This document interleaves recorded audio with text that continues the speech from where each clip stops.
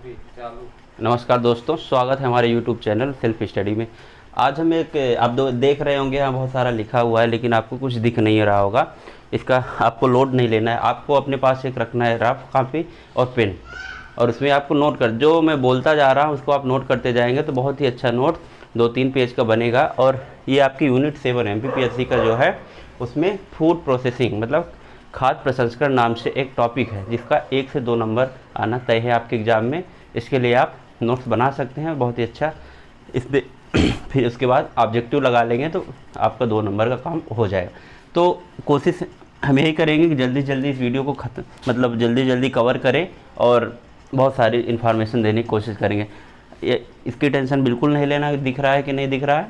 तो देखिए, food processing मतलब इसका नाम सुनते ही आपके दिमाग में आ रहा होगा कि फूड को प्रोसेस करना, किसी भी फूड को या फिर किसी भी फूड वाले आइटम को प्रोसेस करना। जैसे कि आप देखते होंगे, आप चिप्स खाए होंगे, बिस्किट खाए होंगे, रोटी खाते होंगे, तो ये कैसे बनता है? किसी भी प्रोडक्ट को अगर उसमें प्रोसेस्ड करके उसको प्रोडक्ट को बनाया जाता है। आप पहले तो ये होता नहीं, जैसे आप गेहूँ होता है, गेहूँ से फिर क्या बनता है? आटा बनेगा, और आटे से फिर बिस्किट बनेगा, ब्रेड बनेगा। तो यही फूड प्रोसेसिंग है। मतलब किसी भी खाद्य सामग्री को जो खाने योग्य है उसको प्रोसेस्ड करके किसी मैकेनिकली या फिजिकली उसको बनाना क्या कहलाएगा? फूड का प्रोसेसिंग। अब फूड प्रोसेसिंग हम करते हैं 3 तरीके से। मतलब इसमें आप देखेंगे, जैसे मैंने पहले ही बताया कि मान लीजिए आपका गेहूँ है, तो गेहूँ अगर उत्पादित हुआ आपके खेत में, उसको डायरेक्ट आप सेल कर देते हैं। कहाँ पे?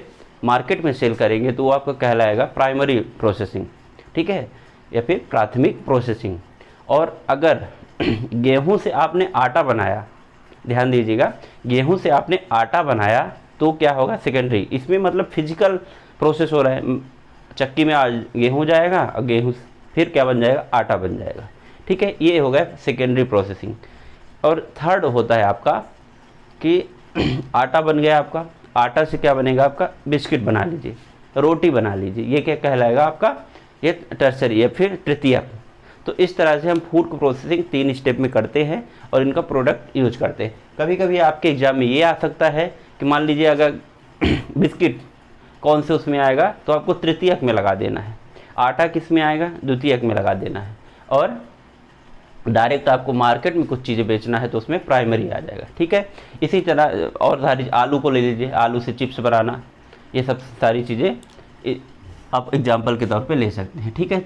तो ये हो गया आपका इंट्रोडक्शन किसका? फूड प्रोसेसिंग का।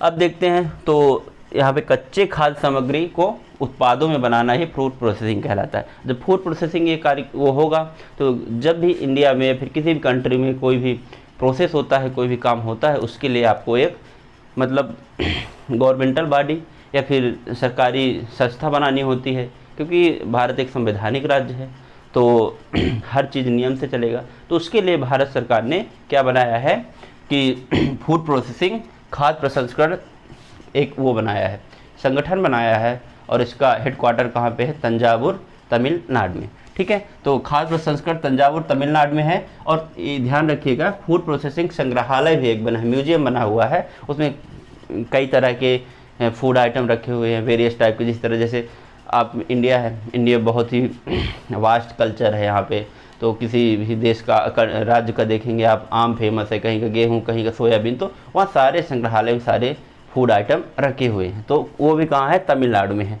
और फूड प्रोसेसिंग का सबसे पहले जो कॉन्सेप्ट दिया और कि ऐसा करना चाहिए, तो निकोलस एपर्ट थे, जो एक फ्रांस के व्यक्ति थे, ठीक है। तो इतनी चीज़ें फैक्ट के रूप में आपको रखना है कि खाद्य प्रसंस्करण कहाँ है केंद्र? तो तंजावुर, तमिलनाडु में, ठीक है। और संग्रहालय भी कहाँ है? तमिलनाडु में, ठीक। अब देखिए, थोड़ा बैकग्राउंड की बात करते हैं, हिस्ट्री की। तो 1988 में फूड प्रोसेसिंग सेंटर होते थे, फिर ये 1999 में खाद्य मंत्रालय में इनको कन्वर्ट कर दिया गया है, ठीक। तो इतने, इसके बाद हमने बात करते हैं लुई पास्चर का। आपने व्यक्ति का एक नाम सुना होगा, लुई पास्चर। इन्होंने क्या किया? पहली बार, जो आजकल बहुत ज़्यादा यूज में है, वाइन। तो वाइन ग्रेप्स से मतलब अंगूर से शराब बनाने का लुई पास्चर ने ही खोज किया था, ठीक है। तो इसके बाद फिर बात कर लेते हैं, बहुत जल्दी हम रिवाइज करने की कोशिश करें। फूड प्रोसेसिंग 3 होता है, प्राइमरी, सेकेंडरी और टर्सरी हमने बता दिया। प्राइमरी का एग्जांपल है गेहूं को बाजार में बेचना, एंड सेकेंडरी का है गेहूं से आटा बनाना, और टर्सरी का है गेहूं आटा को बिस्किट बनाना है। ठीक है, ठीक है। अब फूड प्रोसेसिंग का हमारा उद्देश्य क्या होता है? तो फूड प्रोसेसिंग का उद्देश्य ये होता है कि जितने भी फूड आइटम है अपने इंडिया में, ठीक है, तो अगर फूड देखिए फूड होगा, कोई एग्रीकल्चर होगा, कोई कृषि होगा, तो क्या होगा, आप उसमें क्या क्या चीज़ें मानव को मिल सकती है, ह्यूमन को मिलेगी। अगर कृषि हो गया उससे रोज़गार मिलेगा एक, और क्या होगा, फूड की क्वालिटी बढ़ेगी, इंडिया से दूसरे देश में आप एक्सपोर्ट करेंगे, उससे पहचान मिलेगा एक भारत को। और जितने भी उसमें संलग्न व्यक्ति हैं, उससे रिलेटेड व्यक्ति हैं, जिसको रोज़गार मिलता है, जीविका बढ़ाना होगा, आय बढ़ाना हो गया, और फूड का क्वालिटी बढ़ाना हो गया, और पोषण संबंधित चीज़ें हो गई, ये सारी चीज़ें फूड प्रसंस्करण का या फिर खाद्य संस्करण का ये मेन ये उद्देश्य है कि इन चीज़ों से ये चीज़ें होंगी। ठीक है, खाद्य सुरक्षा हो गया, देख रहे होंगे भारत भी उस कंट्री में बहुत पीछे है आजकल, कि बहुत से देश ऐसे हैं दुनिया में जिनके पास एक वक्त का खाना भी नहीं है। आप चले जाइए साउथ अफ्रीका या फिर अफ्रीका वाले कंट्रीज़ में, बहुत सारे देश हैं, सोमालिया वगैरह, तो खाने के लिए बड़ा मुश्किल है, बिस्किट खा के लोग रहते हैं एक टाइम। तो जो आप इंटरनेट में वो देखते होंगे ना फोटो, कंकाल वाले छोटे बच्चों, तो वहीं से आती हैं। तो खाद्य सुरक्षा सबसे बड़ी इस समय चैलेंजेस है इंडिया में और अदर कंट्री में। ठीक है, तो यही खाद्य सुरक्षा को बढ़ाना, उत्तरजीविता को बढ़ाना, मतलब आगे सस्टेनेबिलिटी को बढ़ाना, आगे आने वाले भविष्य में, ये सब सारे उद्देश्य है। कभी एग्जाम में आ जाए ये क्वेश्चन तो आप कर सकते हैं अपना कॉमन सेंस लगा के। ठीक है, अब फूड प्रोसेसिंग संबंधित कुछ उद्योग है, मतलब फूड प्रोसेसिंग संबंधित कुछ उद्योग होंगे, इंडस्ट्रीज होंगी, ये आपको सबको कॉमन पता है। डेयरी होंगी, डेयरी उद्योग हो गया, बेकरी हो गया, मीट हो गया, जैम हो गया, और सी फूड का बहुत वो है। जैसे आप चले जाए साउथ इंडिया में चले जाए तो वहाँ समुद्र है, तो सी फूड मतलब मछली, झींगा जो भी है, इनका बहुत खाने के तौर पे यूज किया जाता है। ठीक है, तो ड्रिंक्स हो गया, वाइन हो गया, और ऑयल प्रोडक्ट हो गए, ये सब इंडस्ट्री रिलेटेड टू फूड। तो इस तरह इतनी बातें हमने कर लिया, प्राइमरी सेकेंडरी कर लिया, उसका उद्देश्य कर लिया, और कौन कौन से इंडस्ट्री रिलेटेड है फूड से। ठीक है, अब एक शब्द आता है अप स्ट्रीम और डाउन स्ट्रीम। ठीक है, सब लोग आप परिचित हैं इस शब्द से, अप स्ट्रीम और डाउन स्ट्रीम से, जिसको अप स्ट्रीम और डाउन स्ट्रीम आवश्यकताएं, मतलब नीड क्या होती हैं। जैसे आपको कोई इंडस्ट्री इस्टेब्लिश करना है, मान लीजिए आपको एक चक्की लगाना है। ठीक है, तो चक्की लगाने के लिए आपको जो भी चीज़ें चक्की लगाने से पहले, उस प्रोडक्ट देने से पहले आपको ज़रूरत है, वो अप स्ट्रीम आवश्यकताएँ कहते हैं, अप स्ट्रीम नीड्स कहते हैं। जैसे आपको क्या चाहिए, एक जगह चाहिए, एक उसके लिए फाइनेंस चाहिए, वित्त चाहिए, उसके लिए लाइट चाहिए, इलेक्ट्रिसिटी चाहिए, और जितना भी मकान चाहिए, एक शेड चाहिए जिसमें वो चक्की को आप इस्टेब्लिश कर सकें, वर्कर चाहिए। तो ये आपको क्या कहलाएगा, अप स्ट्रीम, मतलब अप स्ट्रीम आवश्यकता। हिंदी में उत्तर पूर्ववर्ती आवश्यकताएं बोलते हैं इनको। तो जितनी भी चीज़ें हैं ये पूर्ववर्ती हैं। एग्जाम में सीधे क्वेश्चन यहाँ से आए कि निम्नलिखित में कौन सा पूर्ववर्ती आवश्यकताएं हैं या फिर नहीं हैं। तो कच्चा माल और वित्त हो गया, ऋण हो गया, जल हो गया, परिवहन हो गया, ये सारी चीज़ जितनी भी आपको अपने कॉमन सेंस से पता है कि ये चीज़ें पहले होना चाहिए, तो ये पूर्ववर्ती में आ जाएगा। अब उत्तरवर्ती एक होते हैं, तो उत्तरवर्ती में जब आप उससे प्रोसेसिंग कर देंगे फिर, ठीक है, तो क्या होगा, उससे आटा निकलेगा। उसके बाद फिर जो चाहिए, अब उसको आटा को आप खुद तो पूरा खा नहीं पाओगे, तो उसको मार्केट चाहिए, तो मार्केट में बेचना होगा। मार्केट में बेचने के बाद उससे उसका एडवर्टाइजमेंट करना पड़ेगा आपको कि हाँ भाई हमारे पास आटा है, हमारे पास चक्की है, आप लोग पिसाने आओ। तो वो हो गया। और क्या हो गया, आपको गाड़ी चाहिए कि हाँ भेजना है इधर उधर, ठीक है। और विक्रेता चाहिए आपको, मतलब बेचने वाला सप्लायर चाहिए। तो जितनी भी चीज़ें आप एक लाइन खींच लीजिएगा अपने दिमाग में कि ये इसके पहले हो सकती हैं और ये चीज़ें इसके बाद हो सकती हैं, ठीक है। कुछ चीज़ें कॉमन हैं तो आप उस देगा ही नहीं एग्जाम में। अगर जैसे परिवहन हो गया, तो परिवहन किस में आएगा कि पहले की आवश्यकता है, दो की बाद की है, तो ये डिपेंड करता है उसके हिसाब से। किसी के लिए वो परिवहन, जैसे मान लीजिए आपको एक कच्चा माल लाना है, गेहूँ लाना है आपको आटे के दुकान तक, ठीक है, मशीन तक। तो वो क्या पूर्ववर्ती भी कहलाएगा, और किसी के लिए वो क्या है उत्तरवर्ती भी है। जो किसान है उसके लिए क्या है उत्तरवर्ती है, क्योंकि वो उसको बाद में भेज रहा है। तो परिवहन वगैरह ऐसे कॉमन चीज़ें हैं जो दोनों तरह के होता है, ठीक है। तो इसके बाद फिर हम चर्चा करेंगे कि कुछ फूड प्रोसेसिंग से रिलेटेड संगठन हैं, ठीक है। तो FAO, इनका आपको सन याद रखना है और इनका फुल फॉर्म मोस्टली पूछा जाता है, ठीक है। तो FAO फूड एग्रीकल्चर ऑर्गेनाइजेशन, ये 16 अक्टूबर 1945 को बना, संयुक्त राष्ट्र संघ द्वारा बनाया गया है। और कहाँ पे इसका मुख्यालय? रोम और इटली में, ठीक है। अब भारत में इसका मुख्यालय कहाँ है? इंडिया में, इंडिया के न्यू दिल्ली में।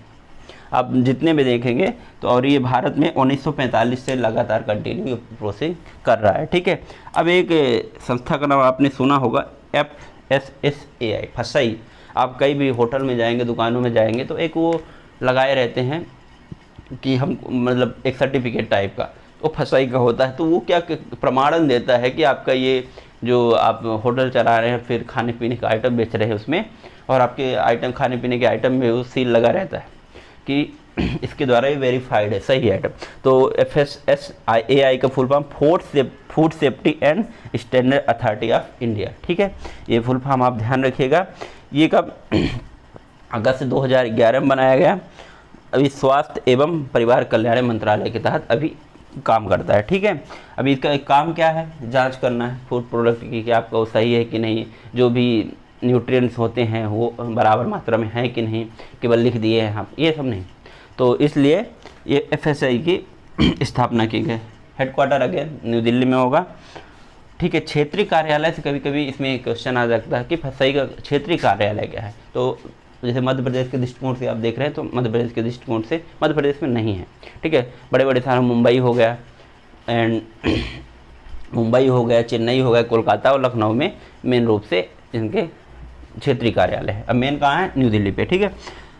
अब एक है कोडेक्स एलिमिनेशन कमीशन।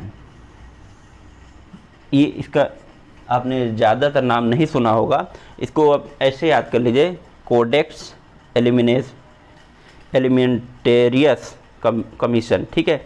ये आप बस केवल ये पूछ सकता है कि फूड प्रोसेसिंग से रिलेटेड ये है कि नहीं, तो ये ऐसे आप याद करें, CAC, ठीक है। 1963 में ये अंतर सरकारी एक संगठन है, ठीक। फिर हो गया अपेमा, APEMA, एग्रीकल्चर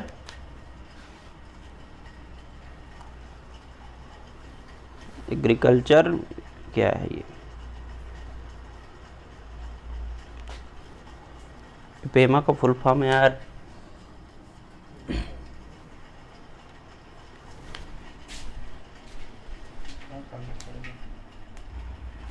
तो APEDA agricultural and processed food products export development authority. एक बार फिर से ध्यान से देखिएगा, यहाँ पे मैं भी कंफ्यूज हो गया था, क्योंकि अपेमा ये संस्थाएं आपको ज़्यादातर सुनने को नहीं मिलती, तो इसलिए नहीं रहते ध्यान में, ठीक है। APEMA, ठीक है। तो agricultural and processed and food products export development authority, ठीक है। ये 13 फरवरी 1986 को बनी है, ठीक है। फूड प्रोडक्ट को ये सबको बढ़ाने के लिए, ठीक है। तो ये हो गया आपका कुछ रिलेटेड इससे ऑर्गेनाइजेशन। अब हम बात कर लेते हैं कि जैसे एक और खाद्य प्रसंस्करण उद्योग मंत्रालय, ठीक है, मतलब फूड प्रोसेसिंग इंडस्ट्रियल मिनिस्ट्री, ठीक है। ये 1988, 99 और 2001 में। 1988 में कब बना था? ये खाद्य प्रसंस्करण उद्योग मंत्रालय के रूप में बना था। 1990 में क्या कृषि मंत्रालय को दे दिया गया था, और 2001 में स्वतंत्र दिया गया किसको? कृषि मंत्रालय को, ठीक है। अभी कौन है इसके मंत्री? तो अभी हैं नरेंद्र सिंह तोमर, ठीक है। अब पाँचवा MP में अगर बात किया जाए, मध्य प्रदेश खाद्य मंत्रालय, तो 22 दिसंबर 2005 को बना। अब हम कुछ बात कर लेते हैं कि फूड मेगा पार्क या फिर मेगा फूड पार्क। तो मेगा फूड पार्क अपने इंडिया में भी हैं, और MP की हम स्पेशल बात कर लेंगे कहाँ कहाँ पे है, ठीक है। अब देखिए ये मैप है आपका इंडिया का मैप है। इसमें कुछ हम इम्पोर्टेंट मतलब फूड मेगा फूड पार्क लिए हैं, MFP, ठीक है, मेगा फूड पार्क। मतलब ये ऐसे स्थान है जहाँ पे विशेष मतलब फूड को क्या किया जाता है, मतलब उसको बढ़ाने की कोशिश की जाती है। जैसे हर जगह आपने देखा होगा कहीं कि किसी भी मतलब जगह का ये प्रोडक्ट अच्छा है, किसी जगह का ये प्रोडक्ट अच्छा है, वहाँ एक पार्क टाइप का बना दिया जाता है और मेगा बहुत सारे फूड को वहाँ पे रखा जाता है और वहाँ पे फूड पार्क जैसे बना दिया जाता है, ठीक है। तो मेगा फूड पार्क इंडिया में कहाँ कहाँ है, तो नाम से आएगा आपके। तो सबसे पहले अगर हम देखेंगे केमिका मेगा फूड पार्क, ये है आपके हिमाचल प्रदेश में। तो ध्यान रखना है, एग्जाम में कभी जोड़ी बनाने को आ सकता है, मैच द फॉलोइंग में आ सकता है कि कौन से राज्य में क्या नाम है। तो क्रेमिका हिमाचल प्रदेश में है। पतंजलि सबको आपको पता है, आइडिया लगा सकते हैं, गेस कर सकते हैं। हरिद्वार कहाँ है आपके, उत्तराखंड में, ठीक है। उसके बाद यहीं पे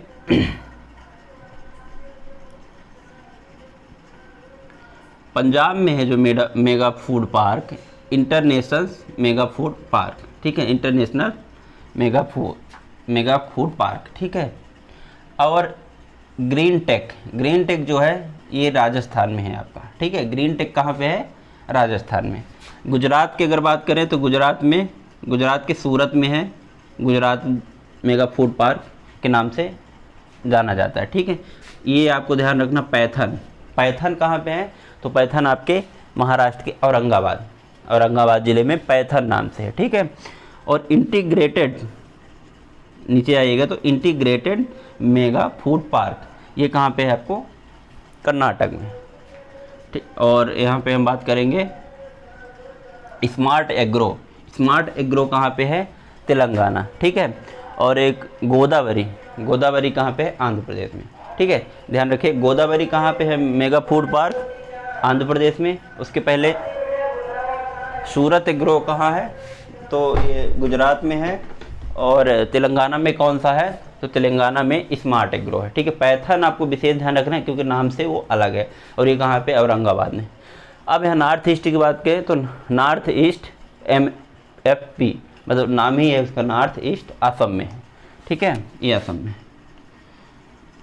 ठीक है। इतने आपको इंडिया में फेमस ये क्या है, मेगा फूड पार्क हैं। अब बात कर लेते हैं कि मध्य प्रदेश में जो कहाँ पे मेगा फूड पार्क इस्टेब्लिश है अभी फ़िलहाल में। ये आपको सीधे एग्जाम में आ जाता है, जगह का नाम आ जाएगा तो आप कंफ्यूज नहीं होइएगा। तो ये मैप है आपका MP का। तो एक जगह है आपका मालनपुर, कई बार एग्जाम में आता है मालनपुर। तो मालनपुर जगह कहाँ पे है, भिंड में। यहाँ पे मेगा फूड पार्क है, ठीक है, मालनपुर। दूसरा हो गया बरौदी रिलेटेड है कहाँ से, शिवपुरी का मेगा फूड पार्क जो है वहाँ से है, ठीक। अब जग्गा खेड़ी आपने वो काफ़ी नाम सुना होगा, कन्फ्यूजन हो जाता है। तो ये ध्यान रखिएगा मैप में ये कहाँ था, जग्गा खेड़ी, ये मंदसौर में है, ठीक है, जग्गा खेड़ी। उधर आप जानते ही हैं कि अफीम का उत्पादन बहुत होता है मंदसौर में। तो जग्गा खेड़ी ऐसे याद रख रहे हैं, जग्गा जो है बहुत अफीम पीता है, सीधी बात, ठीक है। अवंती मेगा फूड पार्क, ये बहुत ही इम्पोर्टेंट है। ये कहाँ पे है आपका, देवास में। और इसको क्या बोलते हैं, एक और नाम है बीजाना, ठीक है, जैसे बीजासन माता मान लीजिए सोचिए, तो देवास, ठीक है। Avanti mega food park Dewas में। और इंडस मेगा फूड पार्क ये आपका इम्पोर्टेंट है, कहाँ पे, ये जगह आपको बहुत ज़्यादा याद रखना है, निमरानी कहाँ पे आपको, कसरावत खरगोन, ठीक है। तो पिपरिया आपने सुना ही है, होशंगाबाद में है, ठीक है। पिपरिया भी आ जाता है, कभी बबई भी आ जाता है। तो बबई कहाँ पे है, होशंगाबाद में है, जहाँ पे माँ कल्याण चतुर्वेदी जी जन्म लिए थे, ठीक है। देन बोरेगांव ये जगह आपको नाम से तुरंत लगेगा कि कहीं ना कहीं महाराष्ट्र से रिलेटेड है, लेकिन हाँ ध्यान रखिए कि ये नाम इसीलिए है क्योंकि एकदम महाराष्ट्र के किनारे में है, नागपुर के किनारे में है। तो ये छिंदवाड़ा बैतूल बालाघाट में आप जाएंगे तो उन लोगों को मराठी आती है बहुत अच्छे से, क्योंकि वो पूरा वहीं से, ठीक है। मनेरी कहाँ पे है, मंडला। अब ध्यान आप यहाँ पे एक नोटिस कर रहे होंगे कि इधर कोई फूड पार्क नहीं है, आगे विकसित किए जाएंगे। बाकी अभी फ़िलहाल आपके 1 2 3 4 5 6 7 8 मतलब 10 11 फूड पार्क है। अभी मेन हमने यहाँ पे लिख लिया है, ठीक है।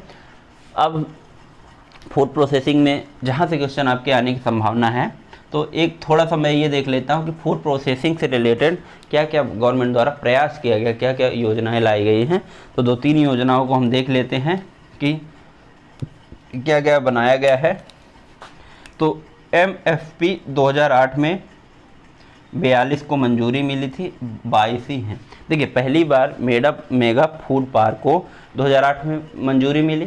कितने मेगा फूड पार्क बनाए जाएंगे इंडिया में? 42, लेकिन बने कितने अभी? 22, ठीक। फिर दूसरा होगा यूनाइटेड बाय फूड अभियान, ये रिलेटेड है। कभी एग्जाम में आ जाए कि यूनाइटेड बाय फूड अभियान किससे रिलेटेड है, तो आप खाद्य प्रसंस्करण फिर फूड प्रोसेसिंग से रिलेटेड आप लगा सकते हैं। अब फूड सेफ्टी अभियान को किससे रिलेटेड है? ये गुजरात द्वारा। फूड सेफ्टी में सबसे ज़्यादा ध्यान देता है गुजरात, तो गुजरात, ठीक है।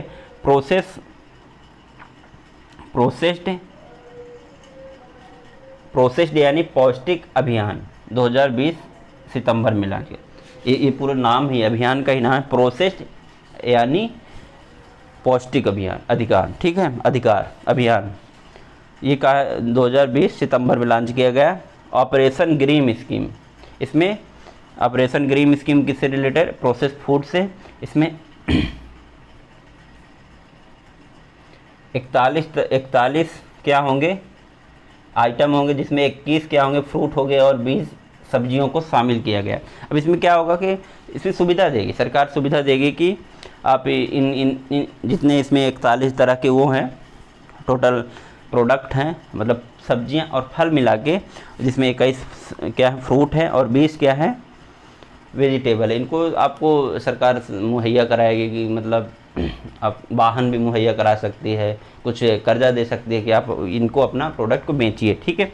तो ऑपरेशन ग्रीन स्कीम, ठीक है। सीधे एग्जाम में ऑपरेशन ग्रीन स्कीम किससे रिलेटेड है? तो वेजिटेबल या फ्रूट से, ठीक है। अब पीएम किसान संपदा योजना, ठीक है। तो पीएम किसान संपदा योजना 2017 में लॉन्च हुई, ठीक है। इतने ही है आपका इम्पोर्टेंट, ठीक है। हमने सारी चीज़ें बात कर ले। अब थोड़ा सा लास्ट में हम ये बात कर लेते हैं कि कौन से मतलब इंडिया में कौन सा मतलब स्टेट जो है किस प्रोडक्ट के लिए, किस वेजिटेबल है, किस फ्रूट के लिए ज़्यादा फेमस है, ठीक है। तो आपको सबसे पहले शुरुआत करेंगे संतरा। तो संतरा आपको महाराष्ट्र से शुरू होगा और एमपी के कुछ हिस्सों में पाया जाता है, जो कि संतरा महाराष्ट्र और एमपी। आम है तो आम सबसे पहले यूपी एमपी। इसका सबसे अच्छा यही तरीका है कि आपने अगर जहाँ देखा है आज तक, जैसे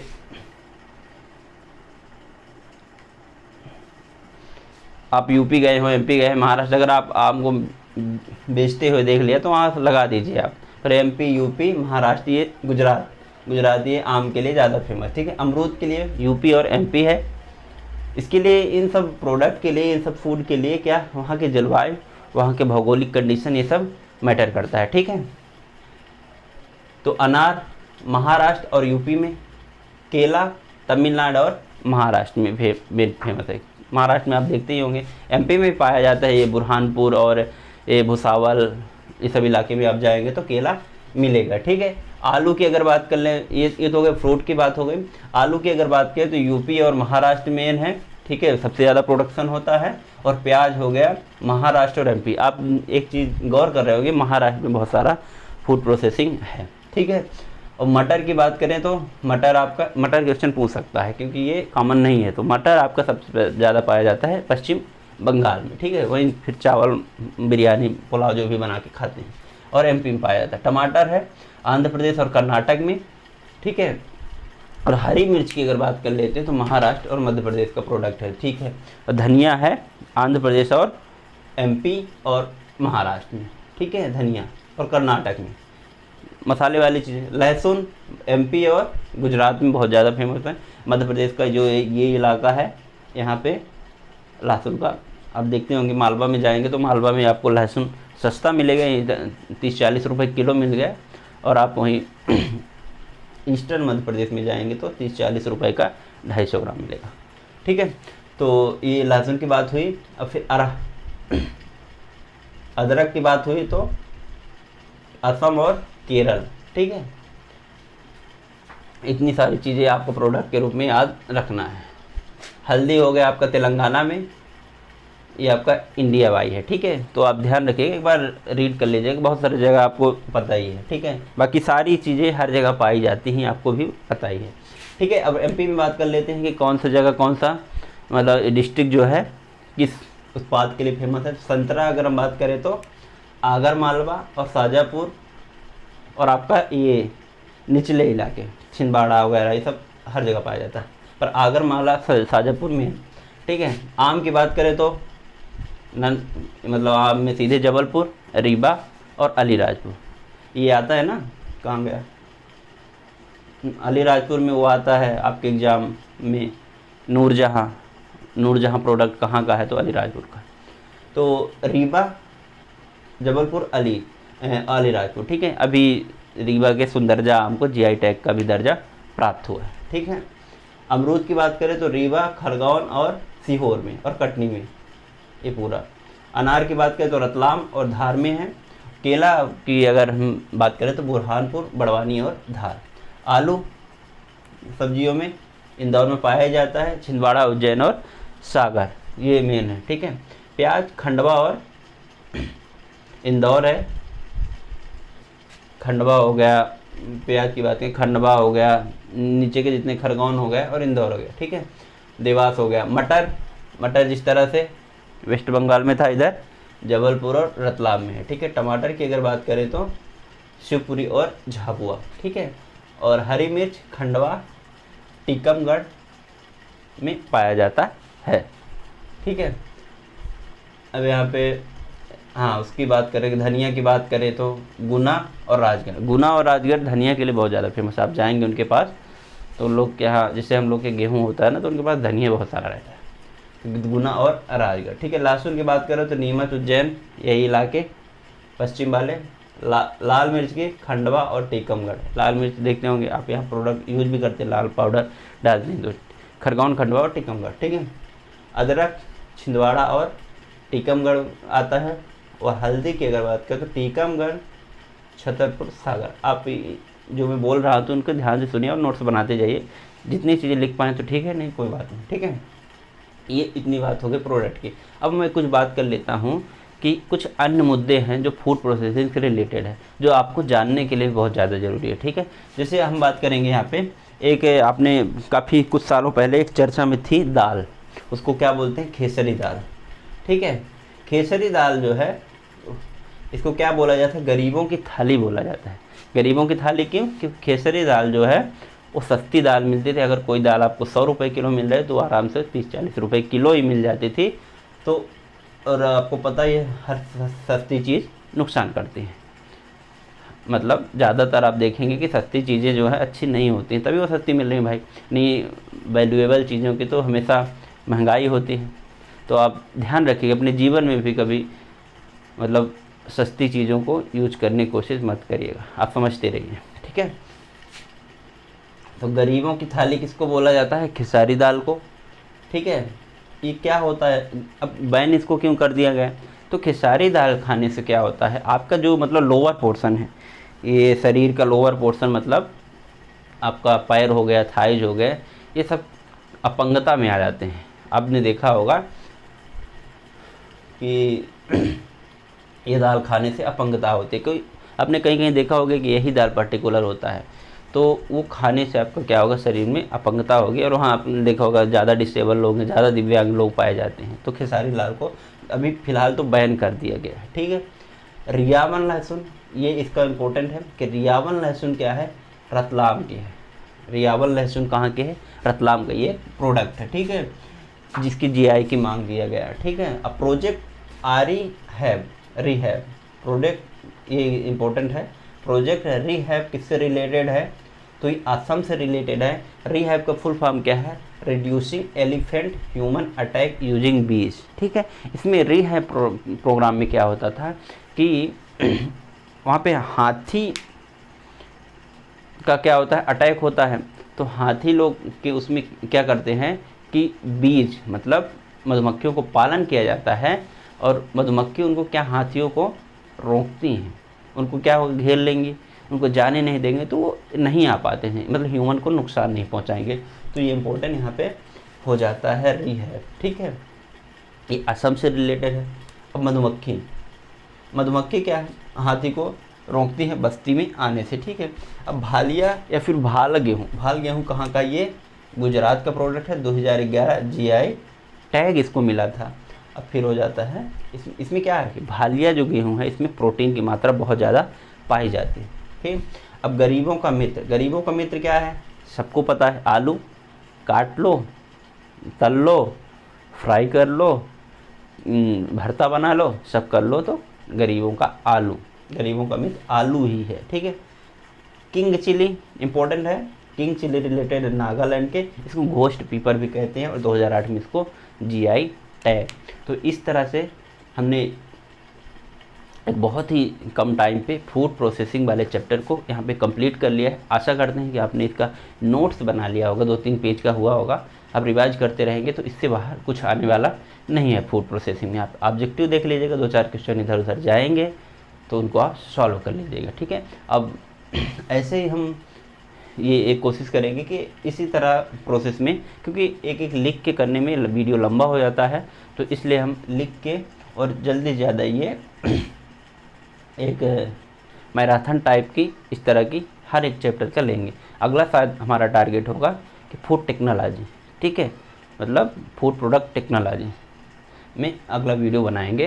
तब तक के लिए आप इसको एक बार फिर से रिवाइज कर लीजिएगा, ध्यान दीजिएगा और देखते रहिएगा और नोट्स को फिर पलटाते रहिए। इस तरह मैं अभी इस क्लास को हम ख़त्म करते हैं। आशा करते हैं आपको ये वीडियो अच्छी लगेगी और कमेंट आप करिएगा कैसी लगी क्लास। धन्यवाद।